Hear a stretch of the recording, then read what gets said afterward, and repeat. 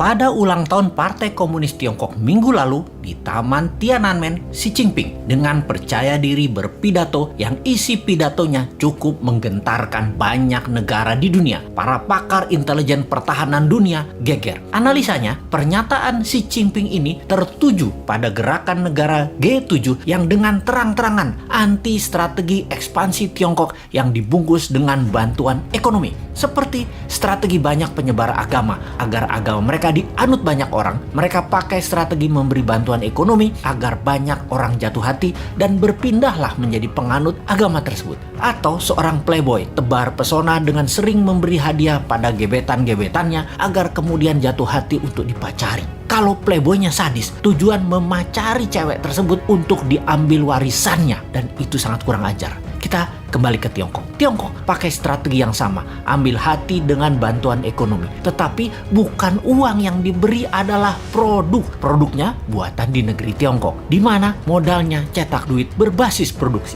Sederhana kan? Tapi pejabat negara yang negaranya takut dengan Tiongkok dipasang doktrin bahwa kalau cetak uang itu akan inflasi negaramu. Wis, sakarepmu bos. Ingat, jabatan ada batasnya, ilmu juga ada batasnya.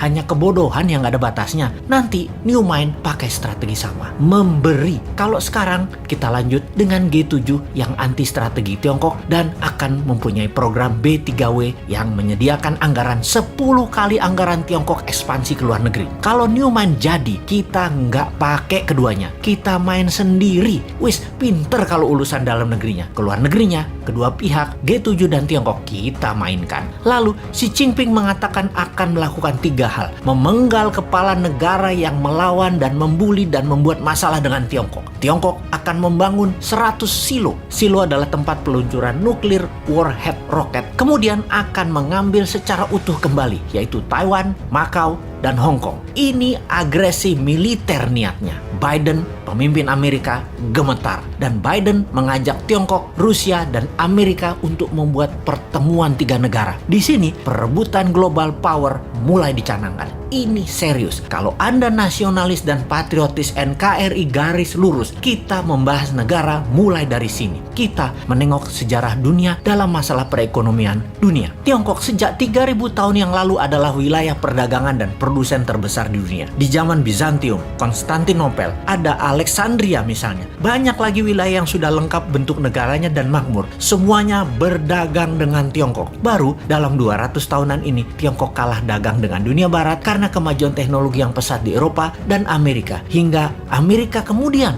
membangun Korea Selatan dan Jepang untuk menguasai pasar Asia Timur. Namun, strategi Deng Xiaoping di tahun 1979 hanya dalam 40 tahunan, Tiongkok kembali menjadi yang terbesar perdagangannya. Salah satunya memang bangsanya terbiasa berproduksi, terbiasa dagang, dan kuat lapar bangsanya. Secara bawah sadar, bangsa Han itu adalah bangsa pedagang, pandai memberi di awal, pandai merendah, pandai dagang tanpa untung, yang penting pembeli untung dulu, pandai putar uang, dan jago dalam kesehatan alami biomedisin tradisional ala timur. Secara ekonomi dan kesehatan memang di nomor 1 dan 2 kan, baru makanan. Mereka itu jago makan. Makanan mereka enak-enak. Secara dasar kehidupan, pola pikir bawah sadar mereka ya happy-happy dan kerja keras. Work hard, play hard. Jangan kayak di negara tetangga, banyak yang work soft, no play.